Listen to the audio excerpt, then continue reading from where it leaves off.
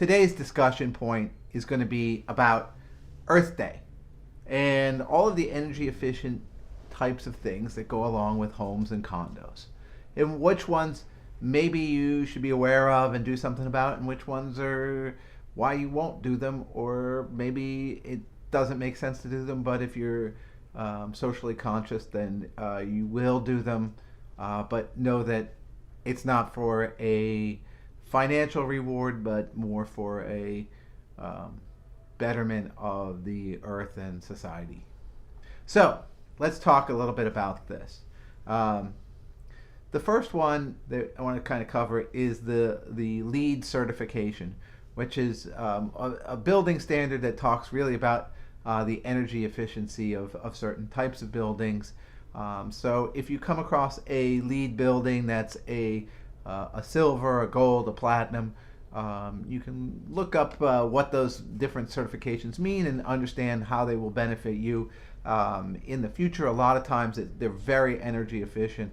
I know of one that's got geothermal in it and some other things. And let's talk about that, the geothermal. If you're building a building, you're probably not putting in some geothermal heating cooling system because it costs a fortune and you'll never get payback.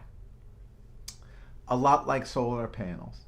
So if you have to have the right setup for those, and if a solar panel, let's say your payback is 5-7 years on a solar panel. Well, if you think about it, a lot of people aren't going to do that because they don't know that they're going to be there more than 5 or 7 years, and you can't really translate that into value for the next person. It's like, hey, it's either got solar panels or it doesn't, but nobody's paying you $2,000, $3,000, $4,000 extra because you've got solar panels.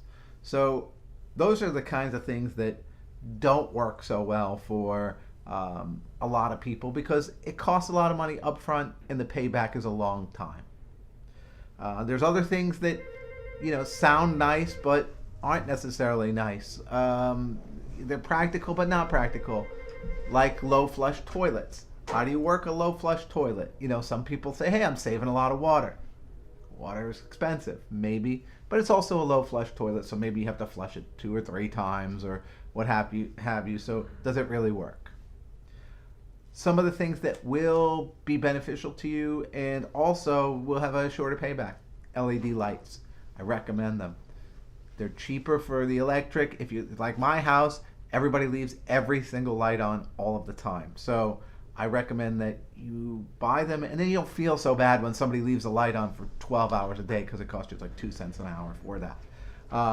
If you go to PSE&G, they can do an energy audit for you to help you find ways of saving even more money in your home, especially an older home, but even a condo, brand new condo. I had them come in and do that, and they were able to come in and do some things. They'll also give you a nest for cost, and that can work out really well to manage the heating and the cooling.